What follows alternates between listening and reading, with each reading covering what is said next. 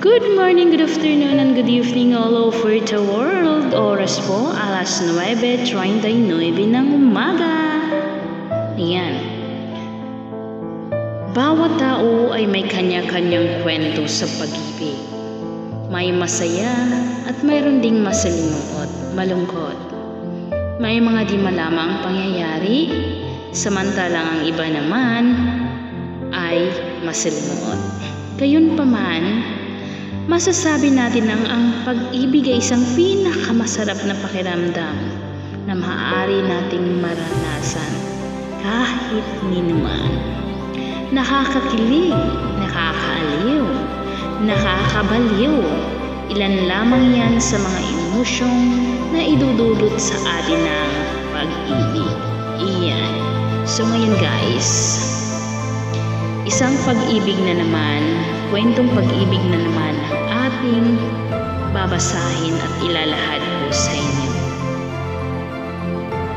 Ito ay isang kwento ng pag-ibig nung mga teenager pala, mga high school pa lang sila. Dear Ate Maya, tawagin mo na lang ako sa pangalang Melissa. Mayroon akong isang kaibigan, dati high school pa lang kami. Ang pangalan niya ay Juna.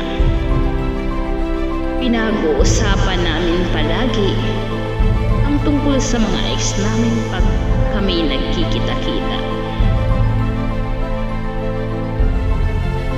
Lagi kong sinasabi kay Juna na yung dati kong ex, yung dati kong nakarelasyon ay masaya at masyadong gwapo at mabait siya.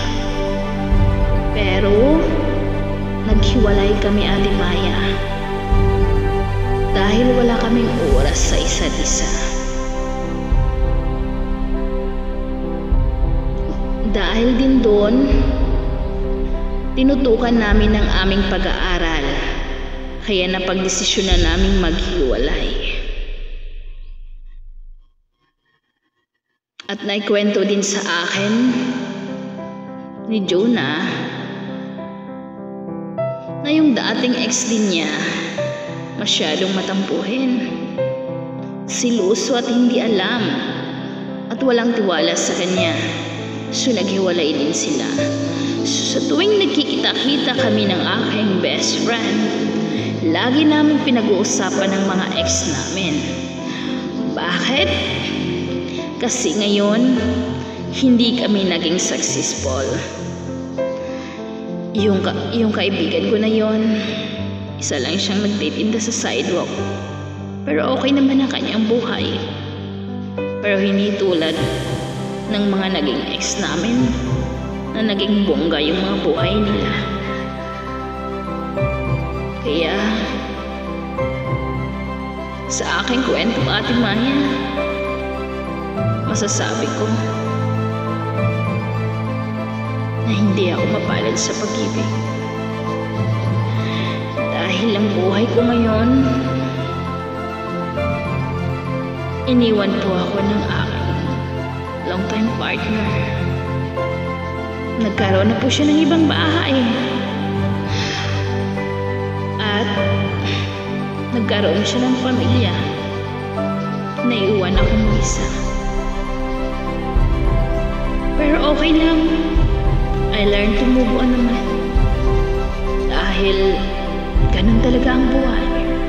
Ganun talaga ang pag-ibig.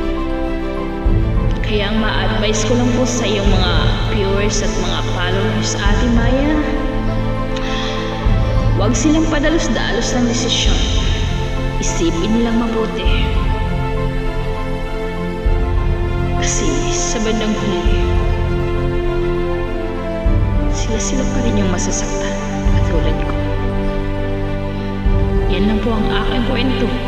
Yan lang po ang kwento ng aking buhay sa ngayon.